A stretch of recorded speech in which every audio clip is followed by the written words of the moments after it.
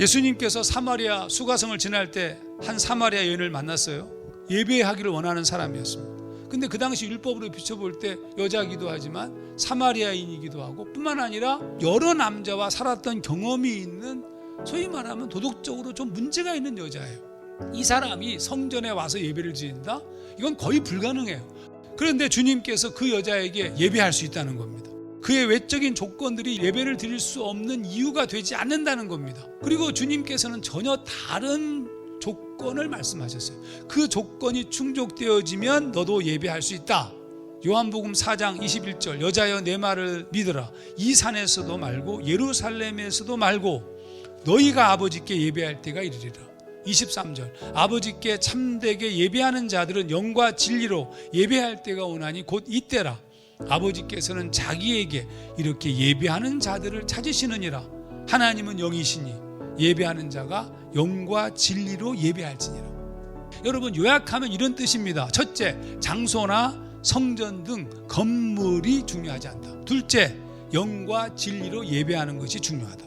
우리가 이걸 놓쳐요. 우리는 근사한 예배 장소를 찾아다닙니다. 사마리아 여인 같습니다. 교회 건물이나 어느 교회가 중요한 것이 아닙니다. 우리의 내면의 상태가 더 중요하죠. 하나님은 예배자를 찾으신다는 거예요. 장소도 설교자도 중요한 것이 아니라 예배자다.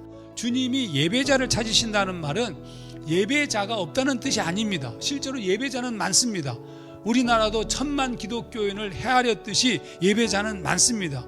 그러므로 주님이 예배하는 자를 찾으신다는 말은 진정한 영적인 교통이 가능한 예배자를 찾으신다는 뜻입니다. 그러면 진정으로 영적인 교통이 가능한 예배자는 어떤 존재이냐? 영과 진리로 예배하는 자라고 썼어요. 여러분, 온전한 예배자는 영과 진리로 예배하는 자입니다. 그러면 영과 진리로 예배한다는 말은 어떤 뜻인가?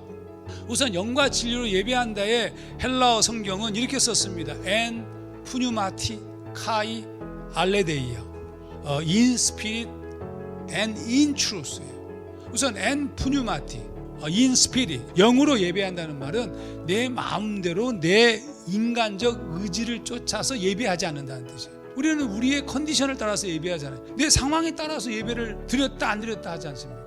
그런데 그게 아니고 내 마음대로 내 인간적 의지가 아니라 하나님의 성령의 통치를 받은 상태, 곧 성령과 교통하는 상태로서의 in spirit, 나의 육체에 묶여있지 않은 상태를 말하는 거예요.